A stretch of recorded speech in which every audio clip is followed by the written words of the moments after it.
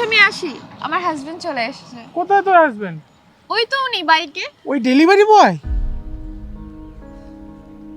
আরে यार, তুই এই অফিসের ম্যানেজার, আমার থেকে কত বড় পোস্টে আছিস, তারপরে তুই একটা ডেলিভারি বয়কে বিয়ে কেন করলি? আমি যখন স্কুলে পড়তাম তখন আমি একটা ছেলেকে ভালোবেসে ফেলেছিলাম। তারপর আমি প্রেগনেন্ট হয়ে যাই। আমি এই ব্যাপারে ওই ছেলেটাকে বলেছিলাম, কিন্তু ওই বাচ্চাটাকে মেনে নিতে অস্বীকার করে।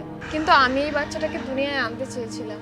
আমি ভাবলাম আমার মা বাবা হয়তো আমাকে সাপোর্ট করবে, কিন্তু আমার মা বাবাও আমাকে সাপোর্ট করেনি। তারপর আমি ঘর থেকে পালিয়ে আসি এখানে। আর এখানে তো আমি কাউকে চিনতাম না। তখন আমার ওর সাথে দেখা হয়। তুমি আমার সঙ্গে আমার বাড়িতে চলো। ও আমাকে অনেক হেল্প করে, বাড়িতে নিয়ে যায়, আমাকে পড়াশোনা করায়। আর আজকে আমি এখানে, ও আমাকে বিয়ে করে, আমার বাচ্চার দায়িত্ব নেয়। আমি না যেখানেই পৌঁছে যায়, যত উঁচুতেই উঠে যায়, আমি কোনোদিনই ওকে ছেড়ে যাব না। আর ও আমাকে যতটা ভালোবাসে, রেসপেক্ট করে না, অতটা ভালো হয়তো আমাকে আর কেউ বাঁচতে পারবে না।